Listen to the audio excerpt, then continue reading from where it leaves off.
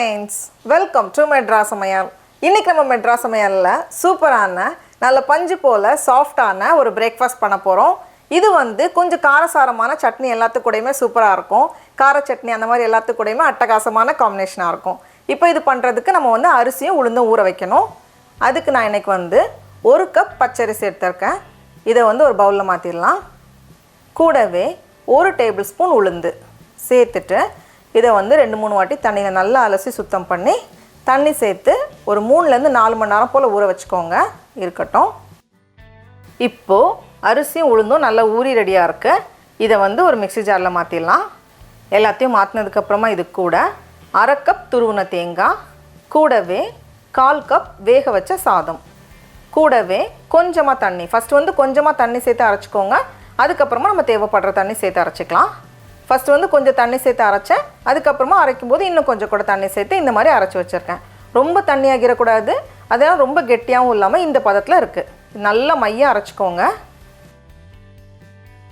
இது கூடவே தேவையான அளவு உப்பு சேர்த்துட்டு நல்லா கலந்துட்டு நம்ம இதை மூடி வச்சிடலாம். ஒரு 8லேருந்து 10 மணி நேரம் போல் அப்படியே இருக்கட்டும்.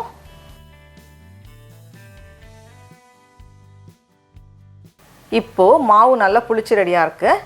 நம்ம பார்த்தோம் அப்படின்னா கொஞ்சம் நொரையா இந்த மாதிரி இருக்கும். இப்போ இது கூட சேர்க்குறதுக்கு கொஞ்சமாக சோடா உப்பு வச்சுருக்கேன். நம்ம வந்து சோடா உப்பு சேர்க்காமையும் பண்ணலாம். ஆனால் நம்ம வந்து சோடா உப்பு சேர்த்து பண்ணும்போது இன்னும் நல்லா சாஃப்டாக பஞ்சு போல் இருக்கும். அதுக்காக நான் வந்து 1/4 டீஸ்பூனை விட கொஞ்சம் குறைவாக பேக்கிங் சோடா எடுத்திருக்கேன். சோடா உப்பு அதை சேர்த்துடலாம். இதை வந்து நம்ம மறுபடியும் நல்லா கலந்து வச்சிடலாம். ரொம்ப தண்ணியாகவும் இருக்கக்கூடாது, அதேனா ரொம்ப கெட்டியாகவும் இருக்க வேண்டாம். நம்ம வந்து தோசை மாவு பதம் இருக்கும்ல, அந்த மாதிரி இருந்துச்சுன்னா கரெக்டாக இருக்கும். இது சரியாக இருக்குது. இப்போது ஒரு சாசர் அப்படி இல்லைன்னா கொஞ்சம் குழிவான பாத்திரமாக இருந்துச்சுன்னா இன்னும் நல்லாயிருக்கும். அதனால் நான் வந்து இது வச்சுருக்கேன். இப்போ இதில் வந்து கொஞ்சமாக எண்ணெய் சுற்றி தேய்ச்சிட்டு நம்ம வந்து மாவு ஊற்றி வச்சிடலாம். இதில் வந்து நமக்கு 7 பீஸ் கிடைக்கும் இந்த சைஸ்க்கு. இப்போ இதை வந்து நம்ம வேக வைக்கணும். இட்லி பாத்திரத்தில் தண்ணி வச்சுட்டு தூக்கி வைக்கிறதுக்காக ஒரு ஸ்டாண்ட் வச்சுருக்கேன். இதில் ஆவி வந்ததுக்கப்புறமா உள்ளே சேர்த்துக்கோங்க. எல்லாத்தையும் வச்சுட்டு மூடி வச்சுட்டு மீடியம் ஹீட்டில் கிட்டத்தட்ட 10லேருந்து 12 நிமிஷம் போல் வேக வச்சுக்கோங்க. இருக்கட்டும். இப்போ பார்த்தோம் அப்படின்னா நல்லா வெந்து ரெடியாக இருக்குது. நம்ம வந்து ஒரு குச்சி வச்சு பார்க்கும்போது கிளியராக வரணும். இப்போ நம்ம ஸ்டவ் ஆஃப் பண்ணிவிட்டு இதை வந்து நான் மறுபடியும் மூடி வச்சிடுறேன். ஒரு 5 நிமிஷம் போல் இருக்கட்டும். இப்போ நம்ம ஓப்பன் பண்ணி பார்க்கும்போது பாருங்கள் நல்லா சூப்பராக ரெடியாக இருக்குது. இது வந்து கொஞ்சம் ஆறுனதுக்கப்புறமா தான் நம்ம உள்ளேருந்து வெளியே எடுக்கிறதுக்கு ஈஸியாக இருக்கும். அதனால் கொஞ்சம் ஆறுனதுக்கப்புறம்னா நமக்கு வந்து ஈஸியாக இந்த மாதிரி சைட்ஸை வந்து எடுக்கிறதுக்கு நமக்கு ஈஸியாக வந்துடும்.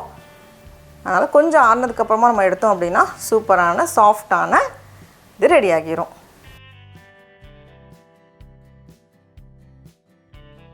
இது வந்து கார சட்னி அப்படி இல்லைனா வந்து ஏதாச்சும் நான்வெஜ் குழம்பு எல்லாத்துக்கூடையுமே சூப்பரான காம்பினேஷனாக இருக்கும்.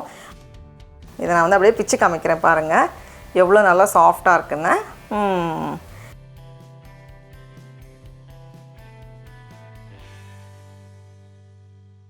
டடா, நம்மளோட சாஃப்டான பஞ்சு போல் அப்பம் ரெடியாக இருக்குது. இதை நம்ம டேஸ்ட் பண்ணி பார்க்கலாமா? ரொம்ப ரொம்ப நல்லாயிருக்கு. நீங்களும் கண்டிப்பாக இந்த ரெசிபியை வீட்டில் செஞ்சு பாருங்கள். உங்களுக்கு இந்த வீடியோ பிடிச்சிருந்துச்சுன்னா மெட்ராஸ் சமையலுக்கு சப்ஸ்கிரைப் பண்ணுங்கள். நாவின் சுவையரம்புகள் மலரட்டும்.